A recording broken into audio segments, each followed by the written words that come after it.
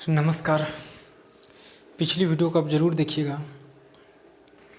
आज हम fundamental right में इससे पहली वाली जो वीडियो थी उसमें हमने समानता का अधिकार यानी कि right to equality 14 to 18 articles के बारे में जाना। इसमें हम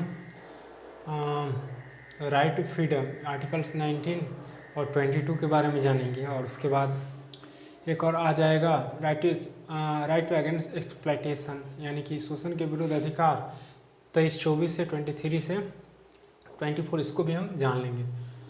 उसके बाद आगे वाली जो है धर्म के विरुद्ध अधिकार, उसको हम अगले में देख लेंगे। नहीं, जो है आपका right to freedom of religion 25 to 28 articles हैं, उसको अगले में देख लेंगे। जो भी हो अगली वीडियो में हो जाएगा। तो राइट टू फ्रीडम यानी कि आर्टिकल्स 19-22 मौलिक अधिकार या मूल अधिकार या फंडामेंटल राइट्स जो हमारा है, इसकी चर्चा हो चुकी है, पिछली वीडियो जाकर देखिए। राइट टू फ्रीडम आर्टिकल 19-22 यानी कि 19 से 22 हमें स्वतंत्रता का अधिकार देता है। स्वतंत्रता का अधिकार से तात्पर्य क्या है? स्वतंत्रता से अधिकार का मतलब हुआ कि हम पूर्ण रूप से यानी कि शारीरिक मानसिक सब ओर से स्वतंत्र रूप से सब कुछ कर सके। अगर हम स्वतंत्र रूप से कोई चीज़ करेंगे तो हमारा दिमाग विकसित होगा, और अगर दिमाग विकास कर जाए तो इससे देश का भी विकास होगा। तो यही है स्वतंत्रता का अधिकार कि स्वतंत्र रूप से आप अपना काम कीजिए ताकि आपका दिमाग विकास करे, और आपका दिमाग अगर विकास हो रहा है तो निश्चित ही देश का विकास हो रहा है, निश्चित ही देश का विकास भी होगा। तो यही थी स्वतंत्रता का अधिकार कि स्वतंत्र रूप से सोचिए, अपने माइंड को स्वतंत्र रखिए ताकि अच्छी चीज़ें दिमाग में आए। चलिए अगला है, इसमें 19-22 है आर्टिकल, 19 है 22 है। 19 में देख लेते हैं। यहाँ पे इसको भी कई पार्ट में डिवाइड किया जाए, जिन्हें 19 अनुच्छेद 19 है ना, अभिव्यक्ति की स्वतंत्रता यानी अपने मन के भाव व्यक्त करने की स्वतंत्रता। आवाज़ आ रही है डीजे की ना, अच्छा एनीवे। अनुच्छेद 19 अभिव्यक्ति की स्वतंत्रता यानी कि अपने मन या भाव व्यक्त करने की स्वतंत्रता। आर्टिकल 19 यानी कि 19 हमें क्या व्यक्त करने की स्वतंत्रता देती है? अपने मन की भाव व्यक्त करने की स्वतंत्रता। हम पूर्ण रूप से सोचकर अपने भाव को किसी के समक्ष व्यक्त कर सकते हैं। यह हमें कॉन्स्टिट्यूशन के आर्टिकल्स फंडामेंटल राइट्स का आर्टिकल 19 हमें यह राइट देती है। समझ रहे हैं? ठीक। तो इसके अंतर्गत कई प्रावधान को जोड़ा गया है। अनुच्छेद 19 के अंतर्गत ना कई प्रावधानों को जोड़ा गया है। यहाँ पे मैं लिख दिया हूँ, जैसे 19(1) के अंतर्गत बोलने की स्वतंत्रता। ये आप नहीं कह सकते हो कि तुम मत बोलो, या वो नहीं बोलेगा, ये नहीं बोलेगा। नहीं, बोलने की स्वतंत्रता है। कॉन्स्टिट्यूशन अलाउ करती है हमें कि आप स्वतंत्र रूप से बोल सकते हो। आप बोलने का मतलब यह नहीं कि आप जो मन में आए वो बोल दो, ऐसी बात नहीं है। अच्छी चीज़ें।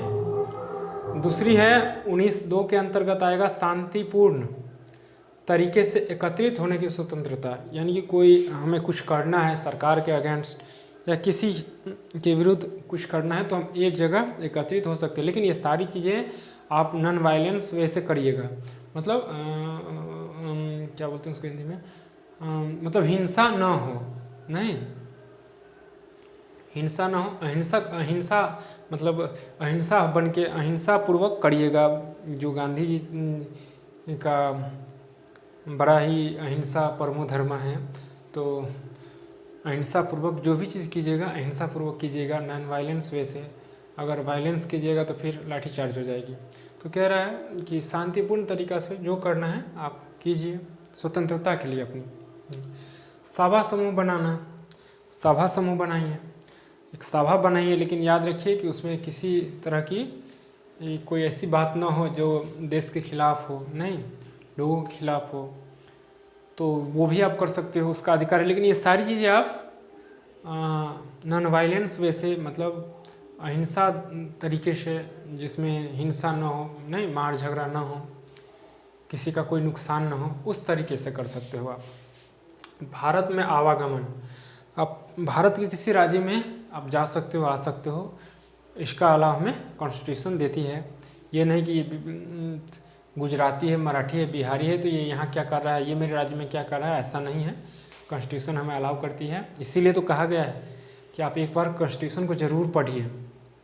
अम्बेडकर साहब को, डॉक्टर राजेंद्र जी को, एंड जो थे ग्रेट स्कॉलर सब, उनको ज़रूर पढ़िए जो कॉन्स्टिट्यूशन बनाए इतना बड़ी। क्योंकि अगर आप कॉन्स्टिट्यूशन को जानते हो तो देश में जीना सीख जाओगे। लेकिन ऐसा नहीं होता है, अभी पावर है, जिसके पास पावर है वही सब कुछ है। लेकिन फिर भी जानना ज़रूरी है, आप कॉन्स्टिट्यूशन को जानिए। उसके बाद है भारत में निवास करने की स्वतंत्रता। आप कहीं भी किसी क्षेत्र पर भारत के किसी राज्य में आप रह सकते हो, नहीं वहाँ पे आप अपनी ज़मीन खरीद कर बस सकते हो, रह सकते हो। कोई आपको वहाँ से जाने के लिए नहीं कहेगा या मैं नहीं रहने दूंगा, ये इस तरह की कोई बात नहीं। ठीक, अगला है भारत में आजीविका की स्वतंत्रता। ये रोजगार, आप कहीं जाके कमा सकते हो, ऐसा नहीं, हालांकि ऐसा नहीं होता है। बहुत बार आप देखोगे कि फलना राज्य में जो बिहारी सब गया था उसको पिटाई लगी है, या गुजराती सब था उसको पिटाई लगी है। तो इस तरह की घटना हो जाती है, जबकि कॉन्स्टिट्यूशन अलाउ नहीं करती है। वो कह रहा है कि आप कहीं पर जाकर रह सकते हो, रोज़गार कर सकते हो, सब कुछ इंडिया के किसी कोने में। तो यही है, इसमें जोड़ा गया है आजीविका की। तो ये सब अनुच्छेद 19 के अंतर्गत आ जाता है, ये आपको याद रखनी है। नहीं बोलना, शांतिपूर्ण सभा समूह भारत। अब वो एग्जाम में क्वेश्चन इस तरह से बनता है कि सभा समूह बनाने का अधिकार कौन सी आर्टिकल हमें दे रहा है, तो आर्टिकल 3 आर्टिकल 19 का 3 जो भाग है वो हमें दे रहा है। 2 तो शांतिपूर्ण तरीके से है ना, ठीक।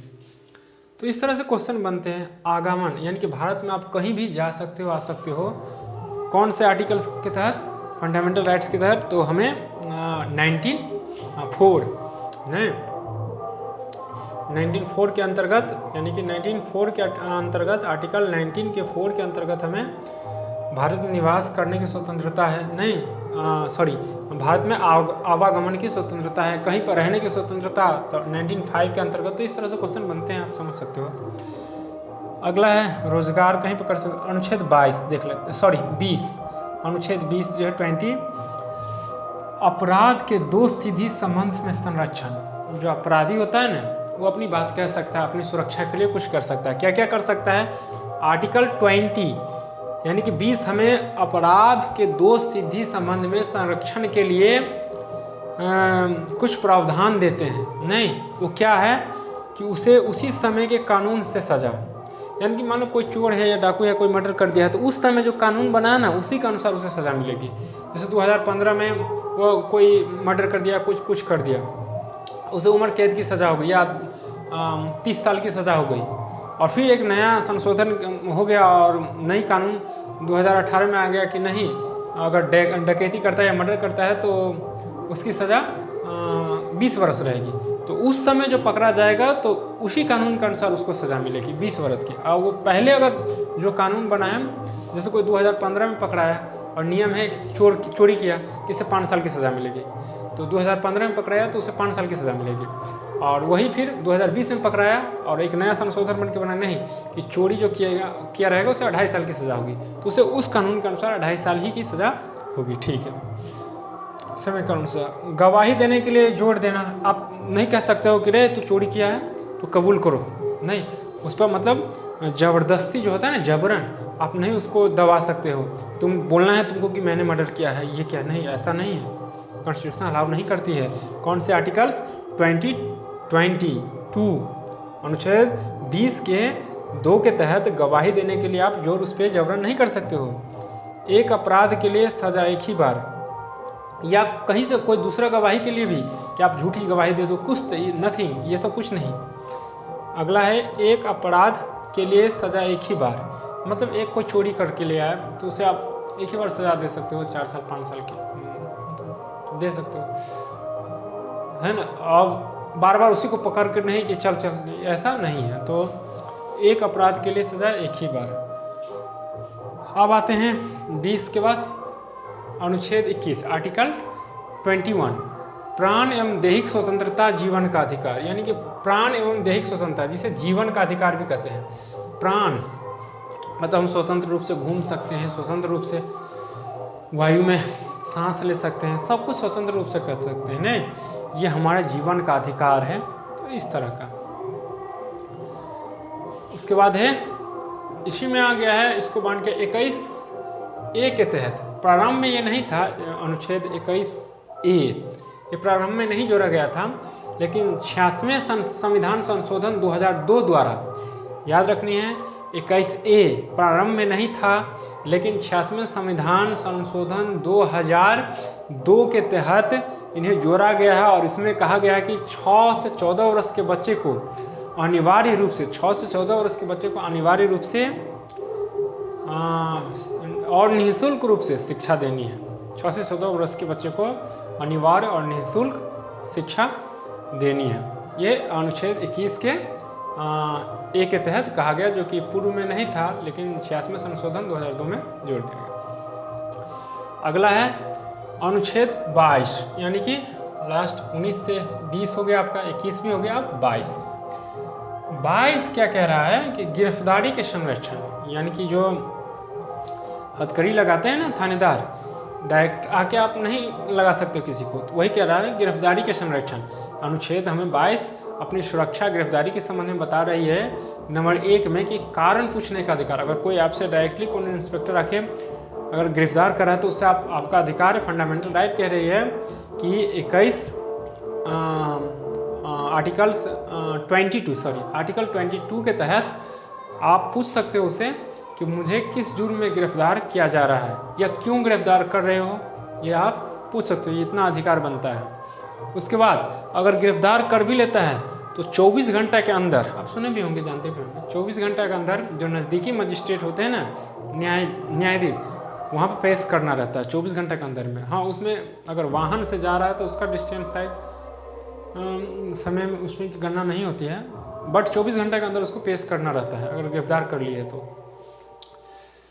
उसके बाद है, या लिख दिया हमें, 24 घंटे के अंदर पास के मजिस्ट्रेट के सामने उपस्थित करना, या न्यायाधीश जिसको बोलते हैं, उसके सामने उपस्थित करना होता है अगर आप गिरफ्तार कर लेते हो तो। मनपसंद कानूनी सलाह, अगर गिरफ्तार हो गए आप या कुछ हो गए तो आप अपने मन से वकील की सलाह ले सकते हो, वकील ले सकते हो, नहीं, ये फ़ायदा है, ये मिलती है कि आप अपना चूज कर सकते हो वकील खुद को।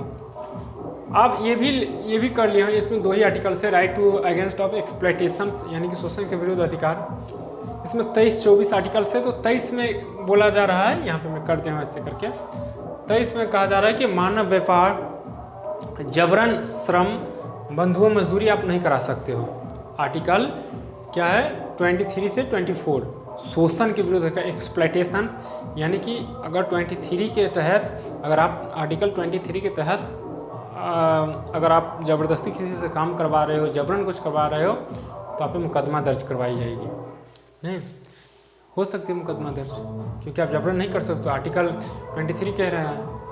24 क्या कह रहा है कि आप जो अनुच्छेद 24 है ना, 24, 14 वर्ष से कम उम्र के बच्चे को आप फैक्ट्री में या कहीं पर भी आप काम करवा नहीं सकते हो। 14 वर्ष से कम उम्र के बच्चे को आपको काम नहीं करवानी है, बल्कि 6 से 14 वर्ष के बच्चे को हम आर्टिकल 21 के ए अनुच्छेद में, जो हाल ही 2002 में जोड़ा गया है, उसके तहत उसे पढ़ाना है, उसे शिक्षा मतलब अनिवार्य शिक्षा देना है, वो भी निःशुल्क, 6 से 14 वर्ष के। और 14 वर्ष से कम उम्र के बच्चे को नहीं, अगर आप कोई काम करवाते हो या कुछ करवाते हो फैक्ट्री वगैरह में, तो आप पे केस बन सकती है। तो ये छोटी सी थी। अगली वीडियो रहेगी हमारा right to freedom of religion, मतलब अपने स्वतंत्र धर्म के विरुद्ध अधिकार जो है, right to freedom of religion. आपका आ जाएगा कौन से आर्टिकल, इसमें कितना है अभी पढ़े हैं, 23 से 24, वो हो जाएगा 25-28 शायद आ जाएगा, नहीं ठीक है, तो ये पढ़ लेंगे। धर्म के विरुद्ध स्वतंत्रता क्या है आपका धर्म के लिए, अगली वीडियो में जो होगी सो देखा जाएगा। तो इसको देखिएगा, सुनिएगा 2-3 बार सुन लोगे तो अच्छी तरह से आप समझ जाओगे। तो यही छोटी सी वीडियो थी, वीडियो लंबी नहीं करनी है। तो मिलते हैं अगली वीडियो। नमस्कार।